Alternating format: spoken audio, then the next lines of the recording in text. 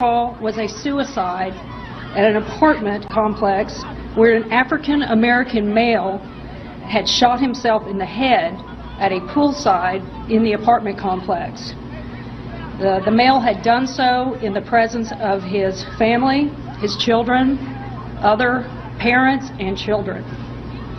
Eric assisted the officers, the McKinney officers who responded.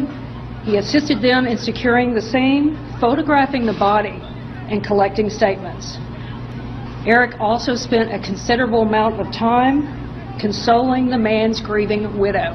All right, folks, welcome to Gimme 5. That is the attorney for Eric Casebolt, the Texas police officer who we now know resigned from the force after the pool incident.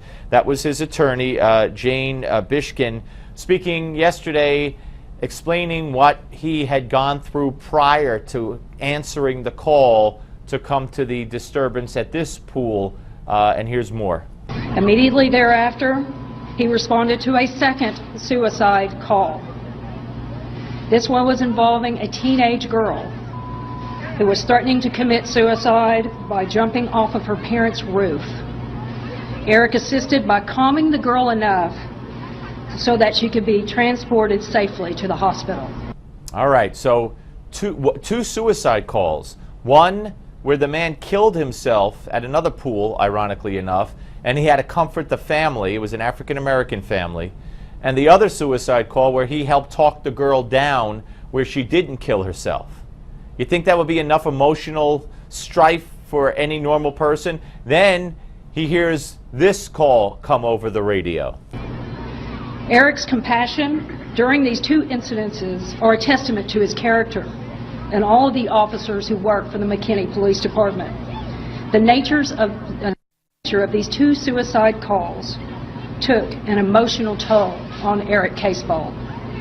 They serve as a reminder that while police work is often dangerous, it is fraught with emotions and family tragedy. All right, now, he's back in his car after these two suicides, one actual and one attempted or threatened, and the call comes in to go to this pool. Here's what happened. When the Craig Ranch neighborhood incident came over the radio, Eric Casebolt was reluctant to respond to a simple trespassing call, given what he had just been through. He was content to let the other officers handle this call. However, once the call was escalated and responded to possible violent assaults, he felt and believed it was his duty to respond. So, possible violent assault. That was the call he's responding to. He sees all these kids running around. He's trying to restore order or institute some sort of order. Eric's actions at the Craig Ranch neighborhood were only an attempt to investigate the reports of violent assaults. His purpose was to interview as many persons as possible to determine who was involved. He believed that those who fled were possible suspects. He was not targeting minorities. In fact, he also detained a white female who you do not see on the video. His efforts to gather information was hampered by some teenagers who were instructing others to defy police instructions. So what? Hey, kids will be kids, right? Cops can't expect kids to obey them. They're kids. You don't push them on the ground. You don't pull out your gun, whether you're threatened, if they're hampering an investigation, resisting arrest, interfering with an arrest. They're kids. Cop can't be a cop. More. With all that had happened that day, he allowed his emotions to get the better of him.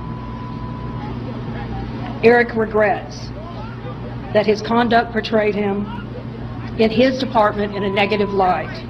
He never intended to mistreat anyone, but was only reacting to a situation and the challenges that it presented. He apologizes to all who were offended. All right. So there you go. 10-year veteran, former cop of the year, political correctness run amok, and he's gone.